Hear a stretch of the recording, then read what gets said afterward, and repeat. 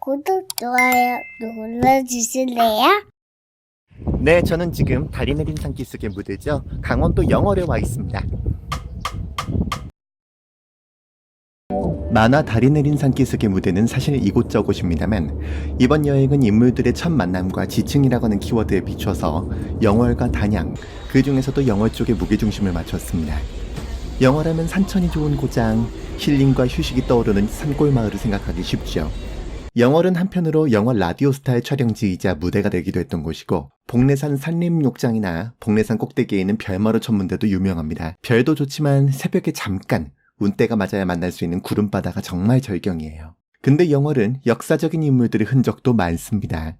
이를테면 김삿갓이 대표적이죠.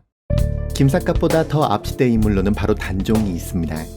숙부 수양대군, 즉 세조 손에 쫓겨나 17나이에 사실상 살해당해 시신마저 동강에 버려진 비극적인 인물이죠. 세조는 본인 능력 자체는 출중한 편이었는데요. 그랬다 한들 조카까지 죽여가면서 왕이 되었으니 곱게 보기는 참 힘듭니다. 세조는 제가 싫어하는 조선 임금 가운데 셋 안에는 꼭 들어갑니다. 어찌 내가 왕이 될 상인가? 아니요. 단종은 죽어서 민간 설화 속 주인공이 되었는데요. 도깨비들이 무덤을 지켜주었다고도 하죠. 단종이 유배를 당했던 청령포의 유배지에는 작은 집 한 채가 있습니다. 바로 단종 어소인데요. 이곳에는 단종의 모형이 있어 쓸쓸했을 소년 임금의 심정을 고스란히 전해줍니다. 이 밖에도 어린 단종이 매일같이 올라 한양 방향을 바라보았다는 노산대까지 참 여러 생각이 드는 공간이에요.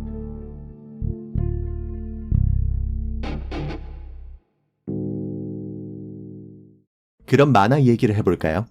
손장원 작가의 장편 데뷔작 다리 내린 산기슭은 2012년 찬스플러스에서 연재를 시작한 출판 만화였습니다. 여러 우여곡절 끝에 2013년에 다음 웹툰으로 자리를 옮겨서 정식 연재를 시작해서 무사히 완결되었습니다.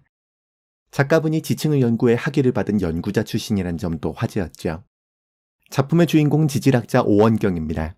전국의 산을 돌며 화석을 캐 팔기도 하는 지질학 박사죠. 오원경은 거의 10년 만에 들른 어떤 곳에서 문자 그대로 마른 하늘의 날벼락을 만납니다.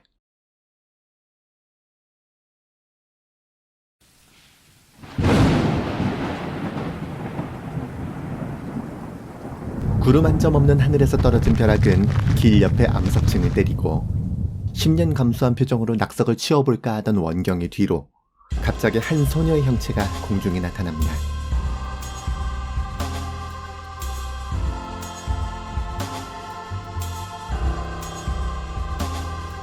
그리고 떨어지죠.